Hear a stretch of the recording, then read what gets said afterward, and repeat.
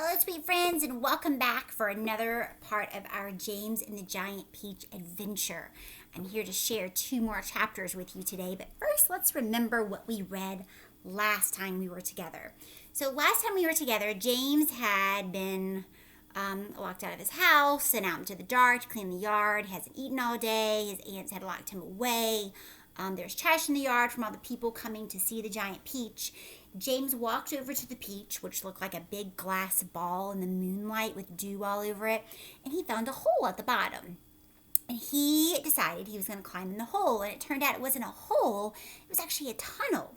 And he climbs up, and he gets to the middle of the peach, the stone or the pit, and he realizes that there's a door. So he pushes the door open, and when he went in, he heard voices. And he saw something quite terrifying. And we found out yesterday that what he saw that scared him so bad were people-sized insects. Very large insects.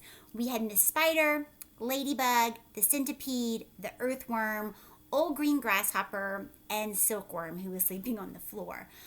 So he met them, and they were all talking about how they got to be the way they were. They all had swallowed at least one. Centipede, of course, was bragging that he swallowed 3 of the green squiggly things that James had spilled all over the ground when he tripped. Remember that? So, James has met them, and he thinks maybe they're not so bad after all, but they were talking at first about being very hungry and looking at him. So he was a little scared at first that he was going to be eaten, but they were like, oh, heavens no, we would never eat you, right? So they have been introduced, and he's gotten to meet them all, and the last thing we had was Miss Spider was asked to make beds for them. And so we were talking and thinking about, what does that mean, make beds for them? You know, and that we're not real sure why they were so excited for James to be there, and they kept saying, we've been waiting for you. How did they even know who he was? Right? So let's see if we get any of those answers today. Chapter 13. A few minutes later, Miss Spider had made the first bed. It was hanging from the ceiling, suspended by a rope of threads at either end, so that it actually looked more like a hammock than a bed. But it was a magnificent affair, and the stuff that it was made of shimmered like silk in the pale light. I do hope you'll find it comfortable, Miss Spider said to old green grasshopper. I made it as soft and silky as I possibly could. I spun it with gossamer. That's a much better quality thread than the one I use for my own web. Thank you so much, my dear lady, the old green grasshopper said, climbing into the hammock. Ah, this is just what I needed. Good night, everybody. Good night. Then Miss Spider spun the next hammock, and Ladybug got in. After that, she spun a long one for the centipede and an even longer one for earthworm. And how do you like your bed? She asked to James when it came to his turn. Hard or soft? I like it soft, thank you very much, James answered. For goodness sake, stop staring around the room and get on with my boots, the centipede said. You and I are never going to get any sleep at this rate, and kindly line them up neatly in pairs as you take them off. Don't just throw them over your shoulder.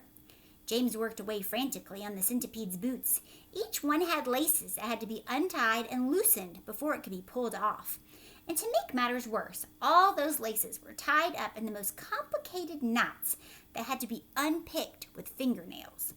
It was just awful, and it took about 2 hours. By the time James had pulled off the last boot and had lined them all up on a row in the floor, 21 pairs in all, the centipede was fast asleep. Now, if you remember yesterday, Centipede kept going on about how he had 100 legs, 50 on each side. That would mean he needs 50 pairs of boots. Does he have 50 pairs of boots? No. He is 21, so that means he only has 42 feet. Earthworm was correct. Wake up, Centipede, whispered James, giving him a gentle dig in the stomach. It's time for bed. Thank you, my dear child, the centipede said, opening his eyes. Then he got down off the sofa and ambled across the room and crawled into his hammock. James got into his own hammock, and oh, how soft and comfortable it was compared to the hard, bare boards that his aunts had always made him sleep on at home. So in the house with his aunts, James doesn't even have a bed. He has to sleep on the hardwood floor. So this is definitely a good change for him. Lights out, out, the centipede said drowsily. Nothing happened. Turn out the light, he called, raising his voice. James glanced around the room, wondering which of the others he might be talking to. But they were all asleep. The old green grasshopper was snoring loudly through his nose, the ladybug was making whistling noises as she breathed, and the earthworm was curled up like a spring at one end of his hammock, wheezing and blowing through his open mouth. As for Miss Spider, she had made a lovely web for herself across one corner of the room, and James could see her crouching right in the very center of it, mumbling softly in her dreams. I said, turn out the light, shouted the centipede angrily. Are you talking to me? James asked him. Of course I'm not talking to you, the centipede answered. That crazy glowworm has gone to sleep with her light on. For the first time since entering the room, James glanced up at the ceiling, and there he saw a most extraordinary sight. Something that looked like a gigantic fly without wings. It was at least 3 feet long, was standing upside down upon its 6 legs in the middle of the ceiling, and the tail end of this creature seemed to be literally on fire. A brilliant greenish light, as bright as the brightest electric bulb, was shining out of its tail and lighting up the whole room. Is that a glowworm? Asked James, staring at the light. It doesn't look like a worm of any sort to me. Of course it's a glowworm, the centipede answered. At least that's what she calls herself. Although actually you're quite right. She isn't really a worm at all. Glowworms are never worms. They're simply lady fireflies without wings. Wake up, you lazy beast! But the glowworm didn't stir, so the centipede reached out of his hammock, picked up one of his boots off the floor. Put out that wretched light, he shouted, hurling the boot up toward the ceiling. The glowworm slowly opened one eye, stared at the centipede. There's no need to be rude, she said coldly. All in good time. Come on, shouted the centipede, or I'll put it out for you. Oh, hello, James, the glowworm said, looking down and giving James a little wave and a smile. I didn't see you come in. Welcome, my dear boy, welcome, and good night. Then click, out went the light. So there is Glowworm at the top. Do you see her with the light on? And there is James in his spider web hammock that Miss Spider has made for him. Now it's nighttime, isn't it? James Henry Trotter laid there in the darkness with his eyes wide open, listening to the strange sleeping sounds that the creatures were making all around him, and wondering what on earth was going to happen to him in the morning. Already he was beginning to like his new friends very much. They were not nearly as terrible as they looked. In fact, they weren't really terrible at all. They seemed extremely kind and helpful in spite of all the shouting and arguing that went on between them. Good night, old green grasshopper, he whispered. Good night, ladybug. Good night, Miss Spider. But before he could go through them all, he had fallen fast asleep. So he's sleeping in the peach with his newfound insect friends, right? That's all James has wanted, was some friends, and he finally found some. Maybe not people friends, but friends nonetheless. Now, what about Aunt Sponge and Aunt Spiker? Do you think they've even noticed that James has not come back? Not knocked on the door? And what will happen to James in the morning? Do you have some ideas? All right, let's see. Chapter 14. We're off, someone was shouting. We're off at last. James woke up with a jump and looked about him. The creatures were all out of their hammocks and moving excitedly around the room. Suddenly, the floor gave a great heave as though an earthquake were taking place. Here we go, shouted the old green grasshopper, hopping up and down with excitement. Hold on tight. What's happening? Cried James, leaping out of his hammock. What's going on? The ladybug, who was obviously a kind and gentle creature, came over and stood beside him. In case you don't know, she said, we're about to depart forever from the top of this ghastly hill that we've all been living on for so long. We are about to roll away inside this great big beautiful peach of a land of what? Asked James. Never you mind, said the ladybug, but nothing could be worse than this desolate hilltop and those 2 repulsive aunts of yours. Hear, hear, they all shouted. Hear, hear. You may not have noticed it, the ladybug went on, but the whole garden, even before it reaches the steep edge of the hill, happens to be on a steep slope. And therefore, the only thing that has been stopping this peach from rolling away right from the beginning was the thick stem attaching it to the tree. Break the stem, and off we go. "Watch it!" cried Miss Spider as the room gave another violent lurch. "Here we go!" "Not quite, not quite!" At this moment, continued the ladybug, our centipede, who has a pair of jaws as sharp as razors, is up there on top of the peach, nibbling away at that stem. In fact, he must be nearly through it, as you can tell from the way we're lurching about.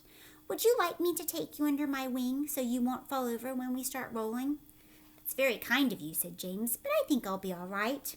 Just then, the centipede stuck his face, grinning, through the hole of the ceiling and shouted, "I've done it! We're off!" "We're off!" the others cried. "We're off!" "The journey begins," shouted the centipede. So look, here's Centipede sticking his head back through the hole. So they're trying to get out of that garden too, aren't they? And their plan is, cut the stem, the peach rolls. Who knows where we'll stop? Because it's a giant peach. It's like a house rolling down a hill. But a house wouldn't go very far because it has sides and edges and corners. A peach, though, doesn't have those things, right? "And who knows where our adventure will begin, or will end," muttered the earthworm. "If you have anything to do with it, it can only mean trouble," he said to the centipede. "Nonsense," said the ladybug. "We are now about to visit the most marvelous places and see the most wonderful things. Isn't that so, centipede?" "There is no knowing what we shall see," cried the centipede. "We may see a creature with 49 heads who lives in the desolate snow. And whenever he catches a cold which he dreads, he has 49 noses to blow. We may see the venomous pink-spotted scrunch, who can chew up a man in one bite. It likes to eat 5 of them roasted for lunch and 18 for its supper at night." Do you think those are real things? We may see a dragon, and nobody knows that we won't see a unicorn there.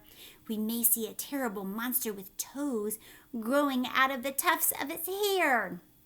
We may see the sweet little bitty bright hen, so playful, so kind and well-bred, and such beautiful eggs, you just boil them and then they explode and they blow off your head.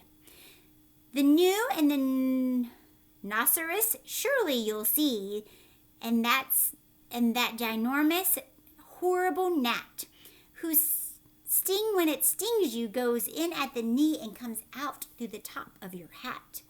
So he's like, there's bugs we might run into that would sting you in the knee, and the stinger comes out of your head. That sounds horrifying. We may even get lost and be frozen by frost. We may die in an earthquake or tremor.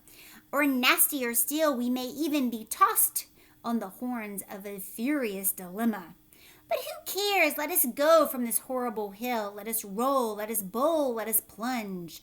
Let's go rolling and bowling and spinning until we're away from old Spiker and Sponge. And 1 second later, slowly, insidiously, oh, most gently, the great peach started to lean forward and still into motion. The whole room began to tilt over, and all the furniture went sliding across the floor and crashed against the far wall. So did James, and the ladybug, and the old green grasshopper, and Miss Spider, and Earthworm, also Centipede, who had just come slithering quickly down the wall. So they are off, right? Now, how do you think Aunt Spiker and Aunt Sponge are going to feel about their money maker that they've been making money off of, or at least for a day, to look out the window and see it rolling away? Can you stop something that big? I don't think so either. I'm not sure you could stop a giant rolling peach down a very steep hill. Now, what kind of ride do you think our friends inside the peach are in for? Is this going to be a nice, smooth ride, or do you feel like it's going to be quite violent and jerk them all around inside of the peach? Now, some of them can fly, and obviously some of them can stick to the wall like Centipede, but James does not have that ability. So there's a good possibility James will get tossed around as they roll away. So it'll be interesting to see what happens. What do Aunt Spiker and the Aunt Sponge do when they see this happening? What happens to our friends inside of the peach, and where does the peach stop? Eventually, it has to stop somewhere, right? Right? I guess we'll have to wait and see. Find someone in your house and tell them about what is about to happen to James and his new insect friends inside the peach. And I will see you tomorrow. Good to see you again. Miss you all. Bye.